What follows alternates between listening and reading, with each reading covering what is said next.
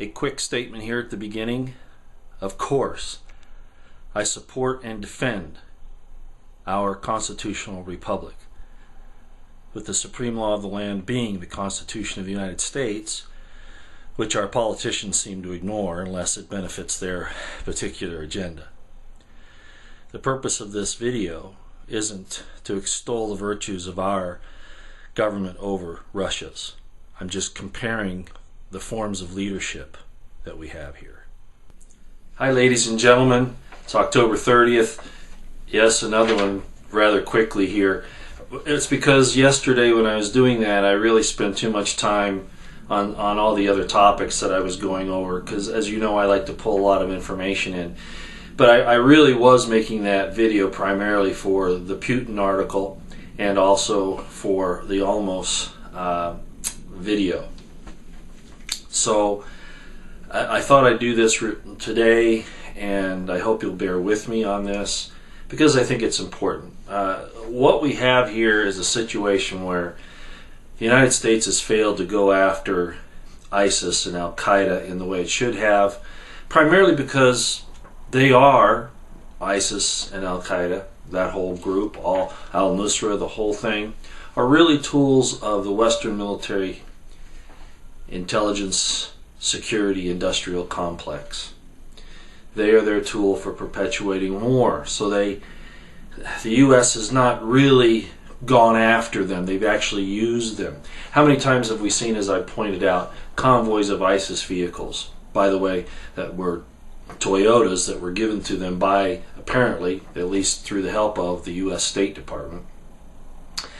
How many times have we seen those convoys in the United States failed, actually refused to engage them? Or any number of other things that have happened around, because for some reason or other the United States likes to destabilize decent, I'm not saying they're the best, but decent secular governments like the one that did exist in Libya. You know, now they're going after Syria, and of course they've done the things in Afghanistan and Iraq. Look, the United States isn't out there promoting freedom, democracy, and love of your fellow man around the world. They're out there to steal land and resources and to kill people. And not just for the national security of the United States, but to guarantee the power and hegemony of the rogue government underneath what we all see. That's what it's really about. And there's a large group that's involved in doing this. Obviously, Saudi Arabia is involved, which is why we can't get those 28 pages of the 9/11 report. Some information has come out even more recently. Thank goodness to some investigators about the Pinal airfield in Arizona, and I won't get into that now. But I go by there a lot, and it's definitely something to be questioned, especially under the circumstances. But here we have a place where possibly the funding presented by Saudi Arabia and the people involved were able to obtain like-looking aircraft. And I'll just leave it at that. You all probably know what I'm talking about. But this thing is a lot bigger than any of us really realize. Well, here I go diverging again. This video is called Obama versus Putin, and I thought that was apropos for what we're going to do here today. I could probably spend hours, and you know I could, spend hours talking about the differences between these two. Well, one's definitely a man, the other one I'm not sure of. Of course, the one I'm not sure of is Obama. Okay, so Obama versus Putin. Okay, on the Obama side, and you can read this right here if you like, and hopefully I'll be able to make it a little simpler to read here than I usually do. On the Obama side, what happened with the derivatives failures and Fannie Mae and Fannie Mac and all those? What did Obama do?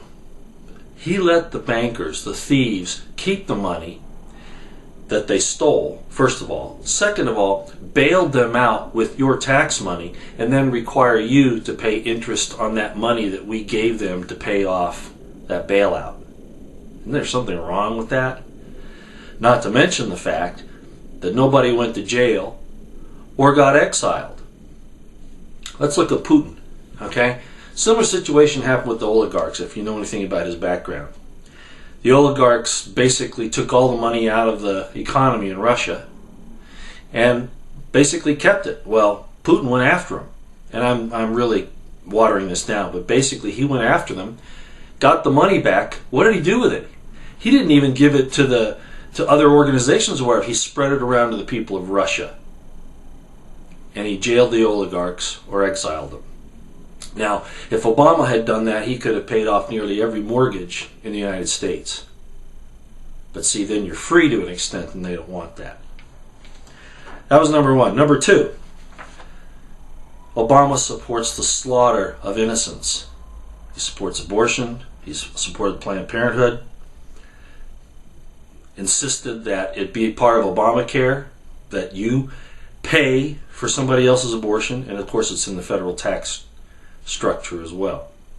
So he supports the slaughter of the unborn. Putin, he pays his people to have children and families. Number three, Obama bathes the White House in LGBT flag colors. Imagine that. The White House. What does Putin do? He promotes heterosexual relationships, marriage, and children.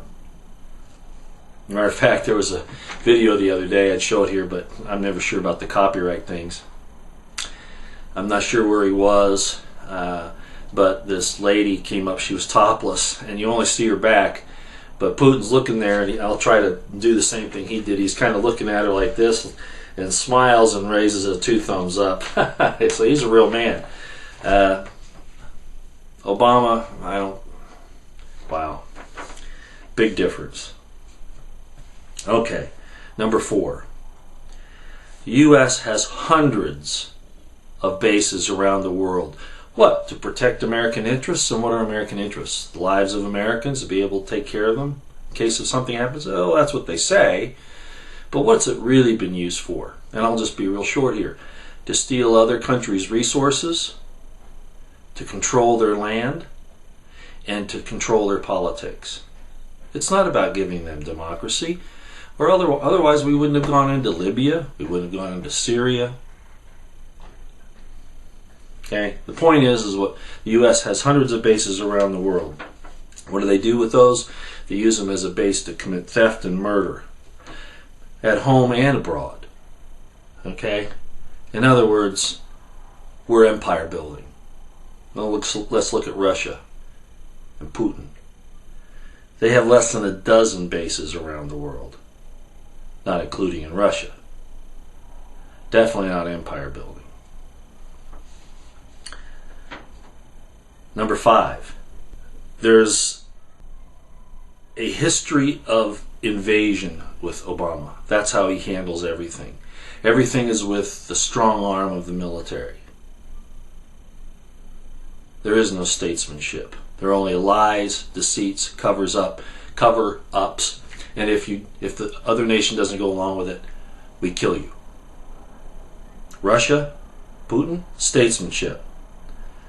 Only one true invasion that they've done. I mean, there's some smaller engagements like in Chechnya, things like that.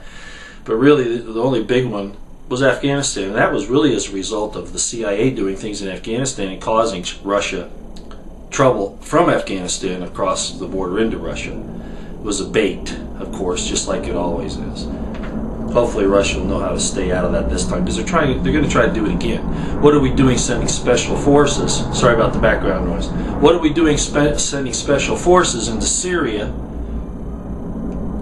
helping the moderate rebels? There are no moderate rebels. You know, this is all baloney. No, those guys are there now so that if one of them gets killed by a Russian bomb, we can make all kinds of complaints. We're devious, evil. Number 6, Obama used ISIS to promote U.S. hegemony, empire building, and failed to decisively engage Al-Qaeda, ISIS, and all of those. More concerned about telling the people here at home that constitutionalists, gun owners, Christians, libertarians, Tea Party members are all terrorists here. That's what they're really concerned about. That's what they've been building up for. Putin, what did he do with Al-Qaeda and ISIS? He attacked them. Number 7, under Obama, supports and foments the wars, like in Libya, Syria, Iraq, that has caused this supposed refugee thing. Well, a lot of that also is, of course, military-age men that we're seeing, not really that many families and children. It's an invasion. So the real purpose of these wars, and then the acceptance of this supposed refugees all across Europe and of here in the United States, is we have to take care of the refugees, not telling you why they're coming in the first place, which isn't anything Russia has done, but what America has done in invading these other countries and causing these destabilizations. So the real purpose of the refugee crisis? Further destabilization of Western society. How does Putin handle it? Russia refuses to allow that. They don't want it to denigrate Russian culture, so they don't take part in it. You want to get into Russia? You have to do it the same way you always do. You have to apply for it. They're not going to let you cross the border in hordes. Number 8, Obama promotes, sells, demands that you accept it on pain of not being able to run for office. He's had his people say that, or maybe be criminally charged for being a climate change denier, when the science is definitely not in on this. As a matter of fact, and it is my opinion, but it's obvious that the people that get the government funding, the grants and stuff, have to say what the government wants them to say. Independent scientists aren't going along with this climate change thing at all. The point is, anyway, is Obama's going for climate change, greater taxation, all of that. What did Putin say? He just came out and said it the other day.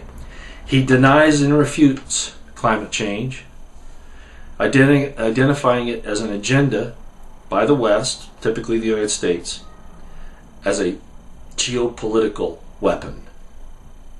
And that's what it is. Okay, and finally, and then I'll let it go here. Obama rarely acknowledges or God or quotes him or anything like that. The closest thing he's really come to it was back a few years ago, and I made a video about this where he called the relationship between U.S. and Israel eternal. What he was really saying in the secret society language is that the U.S. and Israel is God together. They're God. That's what he was really saying. This pretense that the U.S. and Israel are at odds isn't really the case at all. Okay? So, he has no morality, and he certainly isn't in any way clinging to any kind of holiness. He's using Islam as a weapon. It will be the New World Order religion or something very close to it. Just so you know, that's what it'll be. The Vatican and all those people will do kind of a morphosis, a synthesis, and it'll be very similar to Islam, which is, as I made in one of my videos, that Islam is a religion of force, not of liberty. I won't go back to that today. Putin, on the other hand, what does he do? He quotes God often, acknowledges God, praises him, is in awe of him, and gives him homage. Just some quick differences between the two men and the two systems. I wanted to bring it out. So down below in the description box I've reposted down there the link to the story about Putin that I referred to in the last video that I did. So you can go back and look at that here. Thanks.